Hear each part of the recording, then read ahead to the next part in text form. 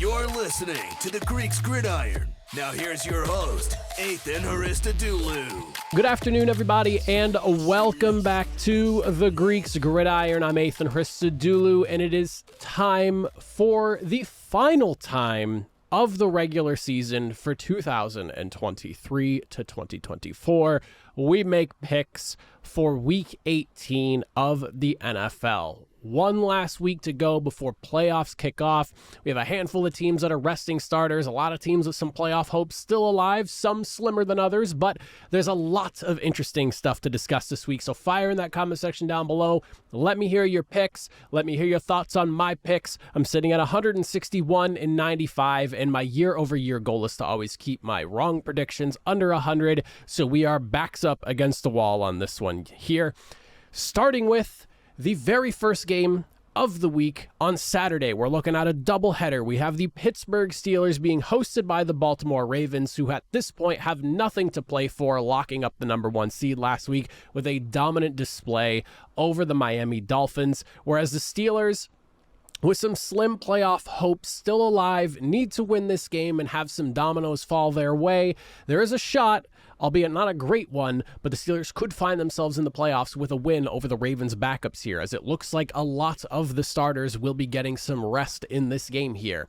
My first question for this one here is about the Steelers offense and what has come to life the last couple of weeks with Mason Rudolph under center, and I'm curious to see how this unit fares against the Ravens defense, who has been number one pretty much all year long in points allowed.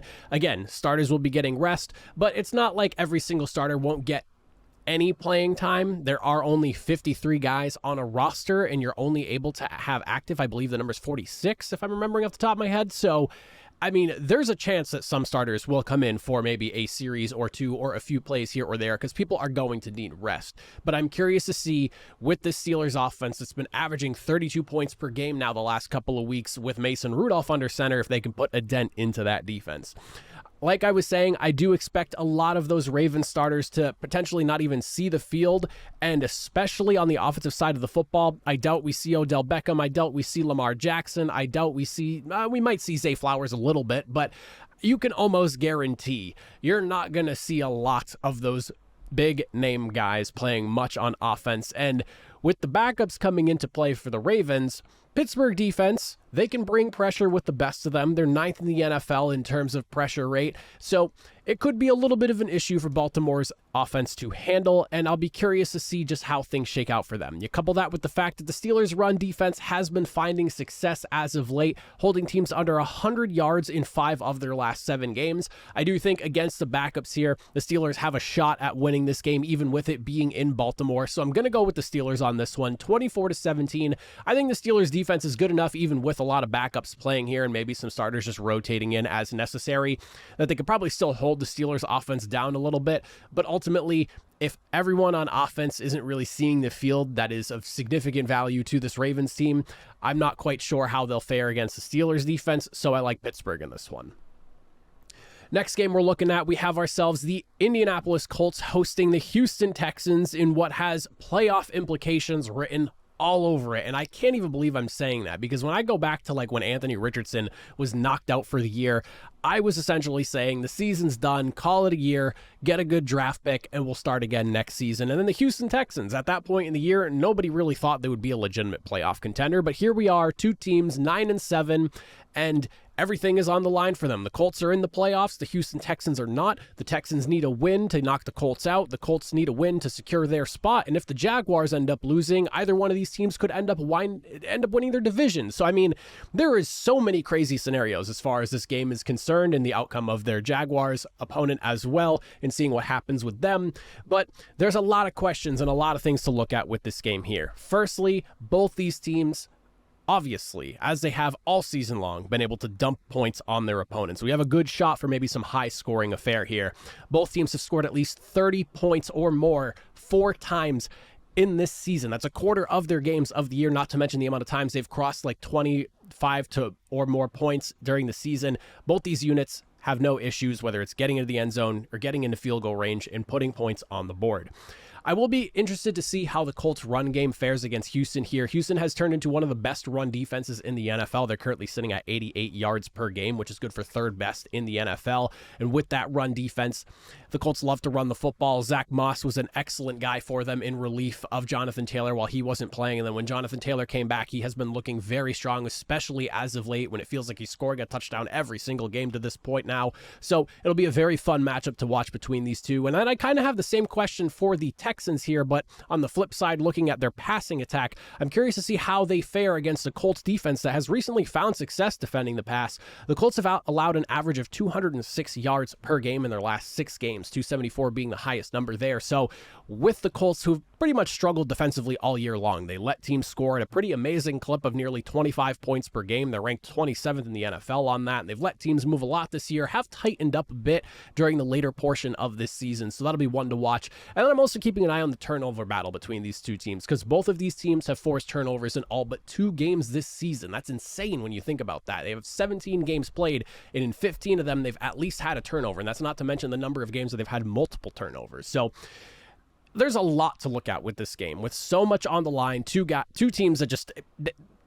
Seriously, who really thought that this is what we were going to be discussing in terms of the Colts and Texans at this stage in the season, looking back at like week number 1 with 2 teams starting with rookie quarterbacks and, rookie head coaches, a lot of uncertainty surrounding what the offenses were going to look like. This is not the scenario I thought I was going to be in. For me, though, I'm looking at a high-scoring affair, and I kind of like the Texans on this one. And this is a Colts fan saying this here. I think I like Houston. I think they have a little more firepower in the tank. I don't think it's a large margin victory. I actually have them winning 31-30, but I do think we get some fireworks on Saturday Night Football. Next, we'll take a look at the Cleveland Browns being hosted by the Cincinnati Bengals as the Browns come in second hottest team in the NFL behind only the Baltimore Ravens, in my opinion, with Joe Flacco coming in and just taking this offense over, leading the league in passing yards and touchdowns since he set foot back on a football field just 4 weeks ago. It's been a wild ride over there in Cleveland, all things considered, from the very start of the season, losing Nick Chubb to Deshaun Watson coming in and not really playing well, and then ultimately losing him to having now Joe Flacco come in and basically tear up the league. I don't really know what to make of it, but this is where we are. The Browns are 11-5, and they are about as threatening as any other team in the AFC right now, and I personally have them ranked as the 3rd best team in the NFL, considering they're on a 4-game winning streak right now and have not looked back since losing Deshaun Watson. You do have the Bengals coming in, though, hosting them, like I said, and they do have a 5-3 record at home, and Jake Browning has found some success this season. Now, it sounds like the Bengals plan to rest a lot of their starters this week, and for good reason. Whether they win or lose, it does not really change their positioning in the playoffs. They are locked into that number 3 seed, I do believe. So with the Bengals having nothing but pride to play for here, being in front of their home crowd, and you're going up against a group of backups in Cleveland, I do think they have a good shot to win this game here. And for what it's worth, this offense, while it has had some struggles with Jake Browning more recently than anything, did find some success early on, and I think going up against a group of backups with how good Jake Browning looked against some starting defensive units, I think might have an opportunity to recapture some of that magic. So I think I'm going to lean Cincinnati on this one here. Not by a ton. I have them winning 23-19. One of those maybe affairs where the Cleveland Browns maybe find their way down the field but have to settle for field goals here or there. But ultimately, I do think that the Cincinnati Bengals do get the win here, especially in their home crowd. It feels like a good opportunity for them to maybe finish off the season on somewhat of a positive note. Next, we'll look at the Minnesota Vikings being hosted by the Detroit Lions. And now the Lions still have a shot, a very slim one, but a shot to jump the Lions in seeding with a win and Dallas taking a loss. So there is still plenty on the table for the Detroit Lions in this matchup here, despite the NFC playoff picture looking the way it does. The Vikings have one of the more convoluted paths to the playoffs where they need to win this game and basically everyone else in the NFC to lose. And I don't really see it as a very likely scenario that we find the Minnesota Vikings, who are sitting at 7-9 right now, in the playoffs next week. But the hope is still there, albeit a very thin hope at that. Now, when you look at the current state of the Vikings offense after last week's performance, I really just don't know how much stock I can put into them going up against the Lions defense that has been pretty aggressive as of late here. And On top of that, compounded with the drama and the debacle of last week and that entire situation, and I'm not really going to get into all of that. I didn't really get to share my thoughts on it, but long story short, if I was to put it simply, I think the Lions kind of burned themselves getting a little too cute with the way they wanted to try and trick their opponent's defense. It was never really going to happen. The official tells everyone who the eligible person is, and I think they kind of burned themselves. I don't think you need to be that convoluted there, and as much as I love Dan Campbell, and I've been enjoying this Lions team doing what they're doing, Dan Campbell is prone to making some weird coaching mistakes, and after the penalty, you should have just settled for the field goal. That's kind of the way I look at it there. Yes, you could argue that penalty maybe lost you the game, but you also had 2 more attempts afterwards and chose not to just go for the tie and then put the game away in OT, and that's something that I just can't get behind.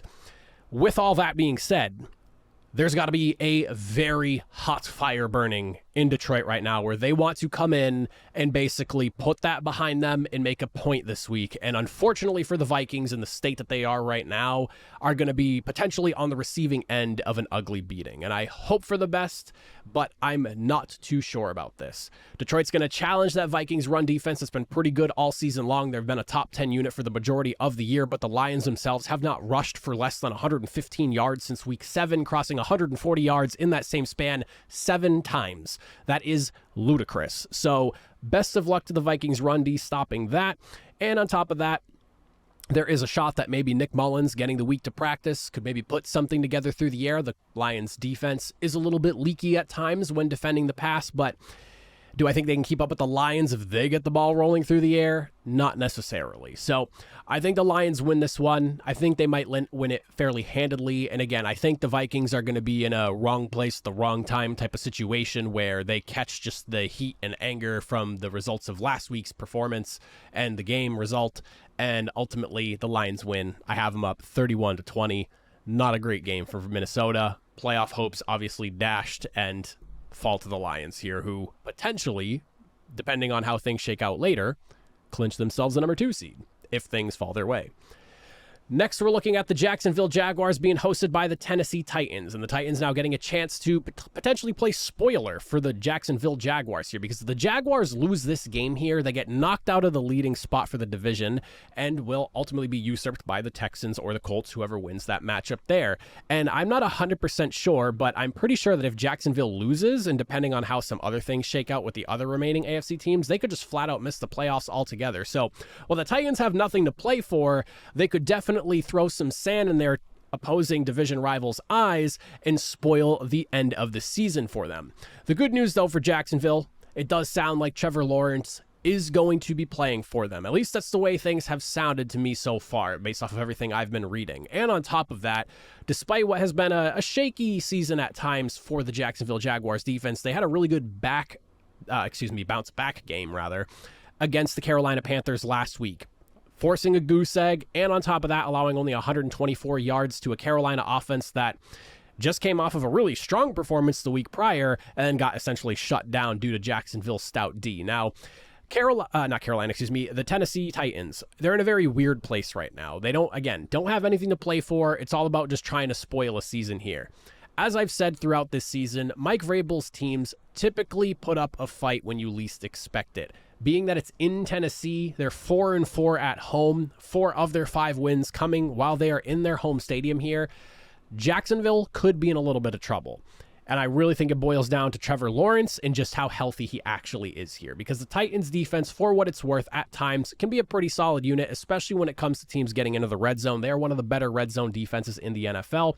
And they're middle of the pack, allowing points at about 22 points per game. So this is a unit that isn't going to just roll over on you. They're not going to let you stomp them out. They're not just going to give up on the season. I think they'll fight hard. I think that the Titans will show up, but I don't think they're going to win. I have Jacksonville up 23-21, but do not be surprised if the Titans have the Jaguars by the throat for the majority of this game, and then Jacksonville maybe squeaks out the victory. The next one here, a bit of an emotional affair for the New England area, as the New York Jets are hosted by the Patriots in what could potentially be the final game coached by Bill Belichick of the New England Patriots. And listen, I'm going to be honest with you all. When I look at this whole scenario in New England, I think that it has been blown a little bit out of proportion. I think that Patriots fans and media are having a very difficult time coming to grips with what it's like being in the NFL after watching 20 years of dominance with Belichick and Brady. And I think that there's more drama brewed by the media at times than there actually is, just because everyone forgot what it was like around here to be a normal team in the NFL, which is not being in the playoffs every single season, not contending for 10 Super Bowls in 20 years, not having the best quarterback in the NFL for 2 decades. There are a lot of things that I think Patriots fans are having a hard time coming to grips with right now, and I think the media is included in that as well. But if this is Bill Belichick's very last game coaching the New England Patriots, throw everything out the window about these two teams right now, because the Jets are in a bad way. The Patriots are in a bad way. I do know that we have 2 pretty good defenses in terms of the Patriots being one of the best run defenses in the NFL, and you have the Jets, who are one of the best pass defenses in the NFL. But offensively, both these teams are pretty abysmal to watch, filled with turnovers and mistakes. On top of that, they can't put points on the board. It's pretty ugly. I will say this, though. If this is really Belichick's last game, there is nothing on this earth that he hates more than the New York Jets. And in front of the Gillette crowd, I've got a feeling that Belichick has the best possible, most detailed game plan he could possibly have put together. And he's going to shut down the Jets one last time before he rides off to whatever team he ends up going to, or potentially into retirement if he doesn't want to go anywhere else, which I kind of feel like he does to snatch that record from Don Shula. So I have the Patriots winning, very low scoring affair, 17-13. It's not going to be pretty. I think it's going to be an ugly matchup here. Defenses will prevail ultimately, but something tells me Belichick in front of the home crowd one last time, if this really is the end for him in New England, is going to get the job done. Next, we have ourselves the Atlanta Falcons being hosted by the New Orleans Saints, who last week, defense coming alive and just completely shutting things down against Tampa Bay until very late, where they gave a slimmer of hope back to the Tampa Bay Buccaneers. But the defense looked like a top 10 unit that it has been for a large majority of the season. Both these teams, top 10 in terms of points per game allowed. The Saints have divisional hopes on the line here if the Tampa Bay Buccaneers can slip up and lose their matchup against the Carolina Panthers this week as well. The QB situation in Atlanta has been a very ugly situation to watch, and if we get the Saints defense from last week, I don't really know how much stock I can put in on ATL, especially it being in New Orleans. I feel like that crowd is going to be loud, and it is going to be difficult for whether it's Taylor Heineke or if it's going to be... His name is literally slipping me right now. Desmond Ridder. I almost blanked on his name. I feel like I'm trying so hard to move on from Atlanta's quarterbacks for them. Their names are starting to slip out of me. But the biggest point of attack for Atlanta, if they want to have any hopes of winning this game, it's got to be using the ground game to their advantage. The Saints have struggled against the run at multiple points this season here. They're allowing 122 yards a game, which puts them in the bottom third of the NFL. You have Bijan Robinson, you have Tyler Algier, you have Cordero Patterson as well, a long forgotten guy for whatever reason, but 3 guys that are very talented running the football. Use them to your advantage. Find the weakness in that Saints defense and attack it. Couple that with the fact that Alvin Kamara might be missing this game. There is a shot. It's not a great one, but there is a shot that the Atlanta Falcons could pull off the upset here. Meanwhile, for the Saints, my biggest thing for them is they just have to be consistent. They are ridiculously talented over there on offense, but they are so just filled with mistakes and mental errors, and they can never stay on schedule with some of the plays that they're calling and being able to run the routes they need to run, or Derek Carr not getting the football where it needs to be. It feels like a constant scheme of miscues as opposed to a functioning offense there in New Orleans at times. So if they can just stay consistent, keep the hiccups and mistakes to an absolute minimum, this is a game the Saints, in my opinion, should be winning, and it gives them an opportunity to potentially lock up the division if the Tampa Bay Buccaneers fumble their opportunity.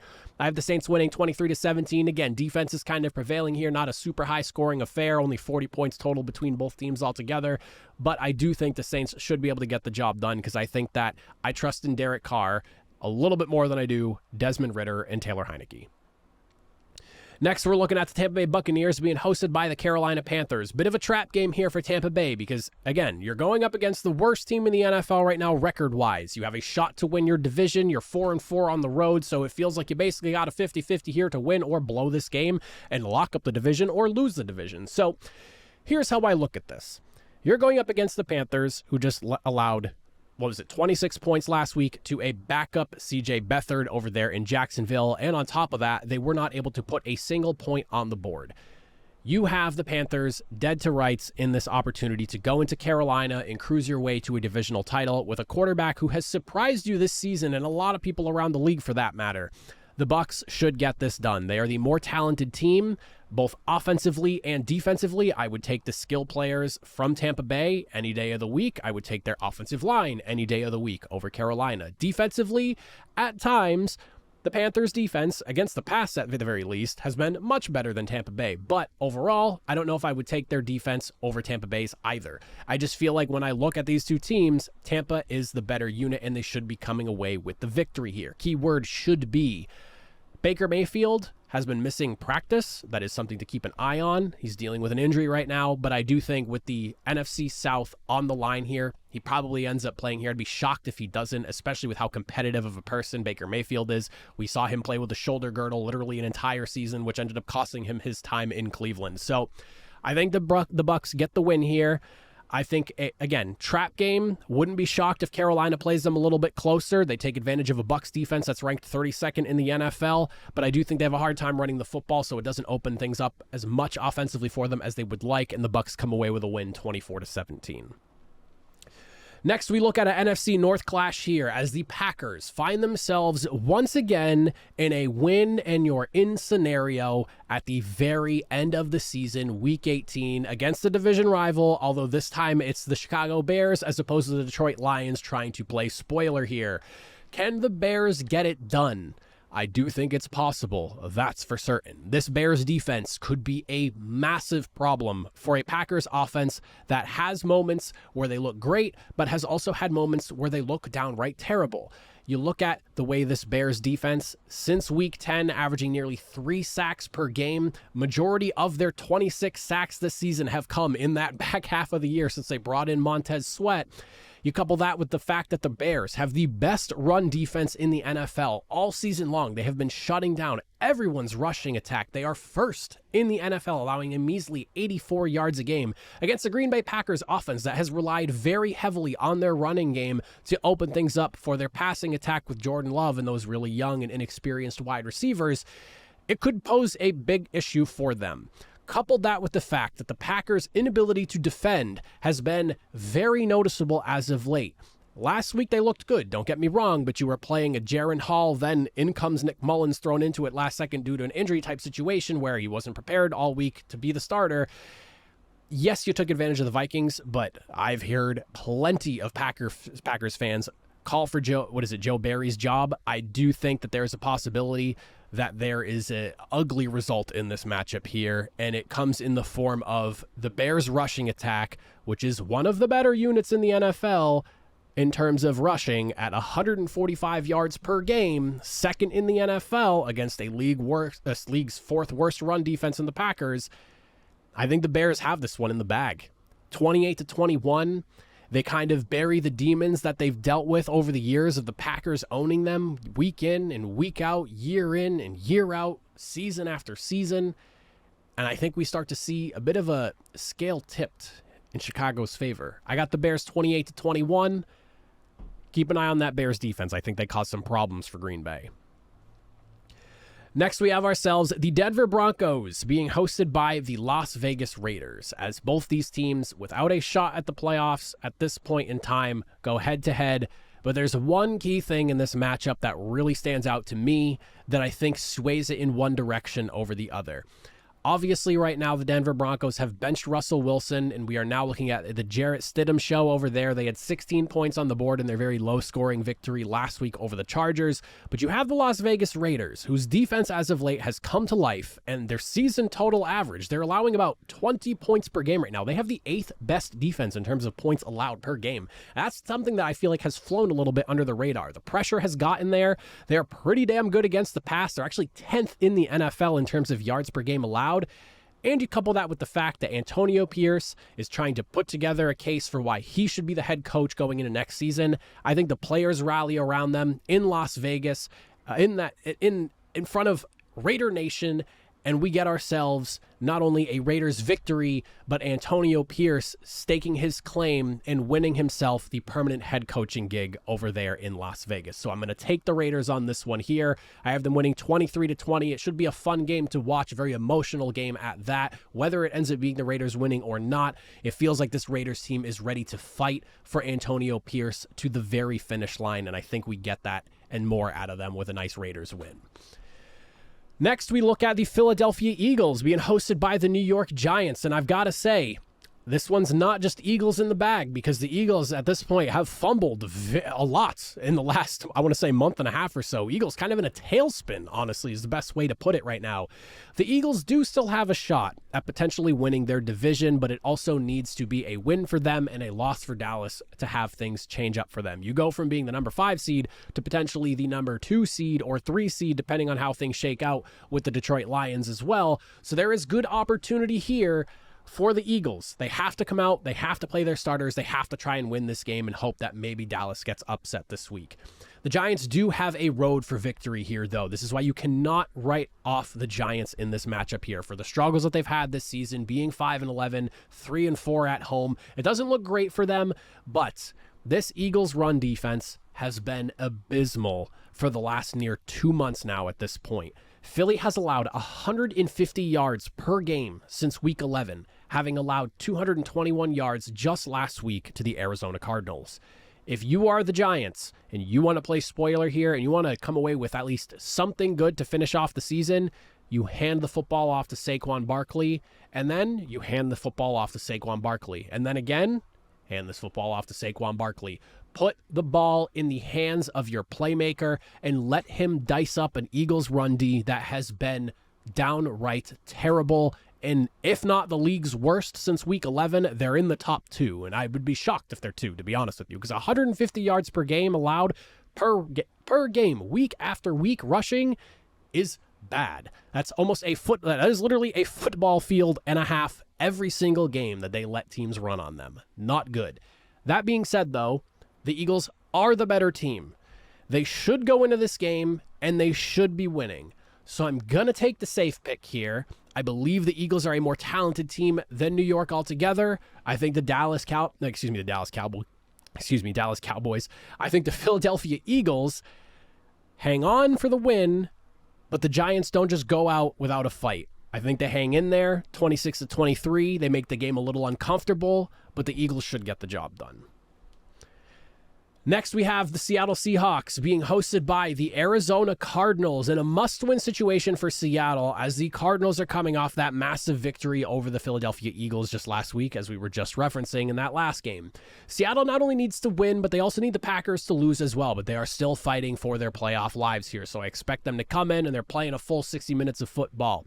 Seahawks are going to have to slow down the rushing attack of the Arizona Cardinals. As I just talked about with the Eagles' run defense, if there's any defense that's been worse than them, it's probably the Seattle Seahawks. They've been allowing about 170 yards per game since week 12. I don't know if that translates to the week 11 number that I gave against the Eagles just a second ago there, but at least since week 12, they've been allowing 170 yards. So that is nearly, 1 3/4 of a football field since week 12.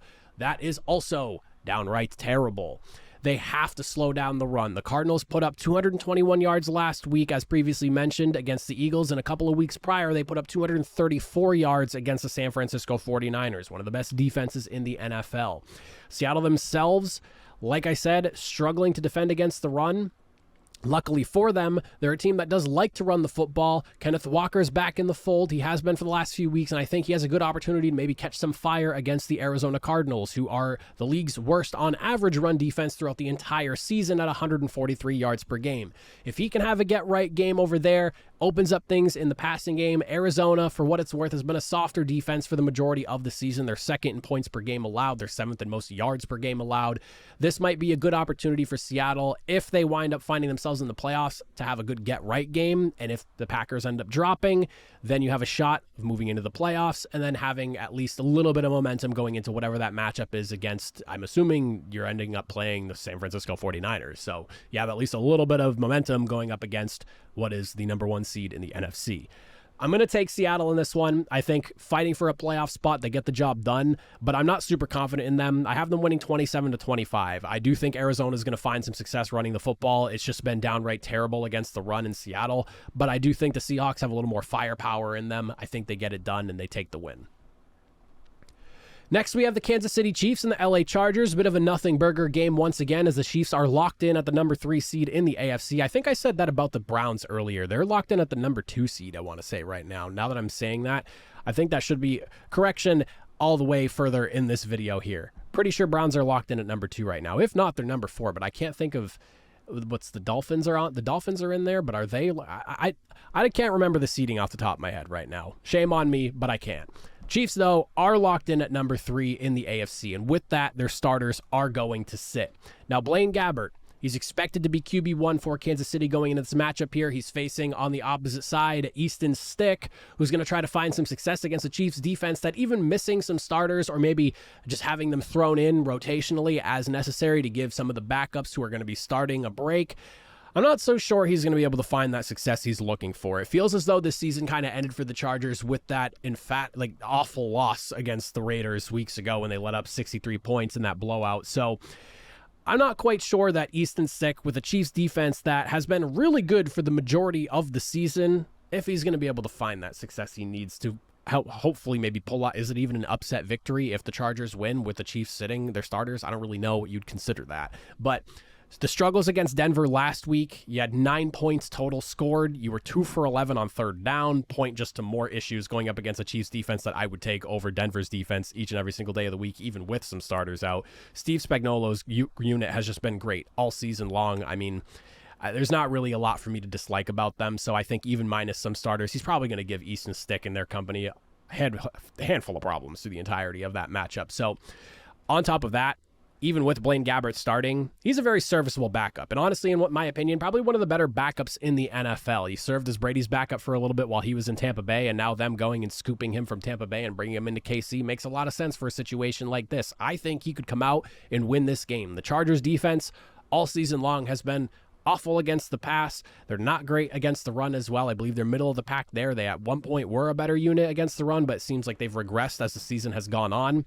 I think they'll be able to move the football in KC. Maybe they struggle to get in the end zone as they have for the large majority of the second half of the season, but I still have the Chiefs winning 19-13. I think they can set up Harrison Butker for a handful of field goals if need be, maybe find the end zone once, maybe twice, but I think that the Chiefs should be able to get the job done even minus some of their important starters here. So give me the Chiefs 19-13. Not a super eventful affair, but one that the Chiefs can get the job done in. Next, we have the Los Angeles Rams, who have basically zero plans to start anyone of significance aside from Puka Nacua, so he can break the rookie receiving yardage record against the San Francisco 49ers. Now, here's the deal, though. According to Deebo Samuel, it sounds like the 49ers might be playing some of their starters for quite a bit in this game. If that is the case, then the Rams are probably going to be in a little bit of trouble here. Again, they have nothing to play for. They're 9-7. They'll fall to 10-7. They're still locked into the playoffs, so it's not like they're going to miss out should they lose the game. If the 49ers want to go in this game and play their starters for a decent amount of time because they don't want them to go 2 weeks without playing, and I totally understand that. I feel like taking 2 weeks off before playing your first playoff game is not necessarily ideal. You want your players to stay sharp in some capacity. I don't think that the Rams are going to be able to hang on in this one. They played the 49ers close way back earlier in the season, losing 30-23, but that was with all their starters, minus Cooper Kupp. Without all those guys and just Puka Nacua playing for a record, I think the 49ers should come away with the win here, especially at home, 5-2 when they're playing in Levi's Stadium. Give me the 49ers 21-14, good victory, comfortable win for them, en route to their number 1 seed in bye week that they have coming up next week. Next, we're looking at the Dallas Cowboys and the Washington Commanders, as the Commanders sitting at 1-6 at home, which is crazy because they're 4-12. They got more wins on the road this season, 3 times as many wins on the road this season than they did at home. Riddle me that. Cowboys, they have struggled on the road, 3-5. Luckily for them, the Commanders, probably the worst team in the NFL at this point, even worse than the Carolina Panthers. I know they have more wins, but the way that the Commanders have just fallen off the last 2 months at this point, they're on a 7-game losing streak. I kind of think they're de facto number 32, in my opinion. Could this be a trap game for Dallas? Absolutely. But I do think this is a good opportunity for Dallas to lock up that number 2 seed and ultimately come away with a strong victory and feel really good going into the playoffs next weekend. If they win this game, they hold the keys to number 2. They only are second fiddle to the San Francisco 49ers. And as I said, Washington has a clear eye towards the future right now. It sounds like the plan is coaching staff's going to be tossed out the window. You're probably going to see a lot of these players gone from this team as well. It just feels like we're essentially waiting for the season end to watch the massive turnover we're going to get from the old regime to a new regime in Washington. 7 straight losses, as I already mentioned to this point here. You have a team that leads the league in points per game allowed against the number 3 scoring offense in the NFL, with Washington boasting the league's worst turnover differential at -12. In some bizarre world, there is the possibility that Washington winds up stealing the win here, but it should be the Cowboys, and it should be the Cowboys dominantly. I have them winning 34-10. Again, I know they struggle on the road. Very clear trap game for them to fall to, but they should be winning this game very handedly. And then last but certainly not least, we look at the Buffalo Bills being hosted by the Miami Dolphins, who at 7-1 at home are coming off of an absolute shellacking last week in one of the more shocking results this season. As I thought the Ravens were the better team. I didn't think they were that much better, though. This is the battle for the AFC East crown. And, you look back like a month ago, and it felt like the AFC East was the Dolphins division. There was no hope with how far back the Buffalo Bills were, but they've rallied since firing Ken Dorsey. Joe Brady has done an excellent job of turning this offense around. But it's not just a shoe-in for Buffalo. Don't get me wrong, I'm well aware of the first matchup between these two teams in Week 4. It was Bills all game long, but that game was in Buffalo, and it's worth mentioning that Miami is a significantly better team at home than they are on the road, and that's pretty much been true all season long. 7-1 record compared to the 4-5 or 4-4 record that they have on the road this season. They're a much more impressive unit at home. In fact, even scoring more points per game at home than when they do just overall throughout the season average and when they're on the road here. So yes, Buffalo handled them very well, in fact, in Buffalo all the way back in week number 4, but it's not a shoe-in deal that Buffalo runs away with this. However, I will say this. The Miami Dolphins, the injuries are what really scare me in this matchup here. You were already dealing with losing Jalen Phillips a few weeks back. You lost Bradley Chubb last week. It sounds like Xavier Howard's not going to be playing as well. Javon Holland is also listed as questionable, with your defense dealing with the injuries that they are. And the Bills averaging 28 points per game since they got rid of Ken Dorsey and brought in Joe Brady as their de facto play caller and offensive coordinator now. Miami's defense is definitely going to have its hands full. And I think that ultimately they wind up falling to the Bills, and I have them winning 28-24. Unfortunately, the Dolphins, I think, are being caught by the injury bug, and after the devastating loss last week, yes, you could say that they want to right the ship and maybe make people try and make people forget about that with a divisional win here, but it just feels like a lot of things are falling away from the Cardinals' favor, and it almost feels like Buffalo's coming in to steal this one. So I'll take Buffalo. Maybe I end up being wrong. Like I said, Miami's a significantly better team at home than they are on the road. But Buffalo is just, when you look at these two teams and the trend that they are on right now, Buffalo is going up, up, up, and Miami is like crash landing at this very moment. So I'll take Buffalo 28-24. But those are my picks for week number 18 of the NFL. As always, I invite you to comment down below. Let me hear your thoughts, your opinions. Let me hear your picks. But that is it for me. If you made it to the end, I greatly appreciate it. As always, I will see you all next time. Have a good one.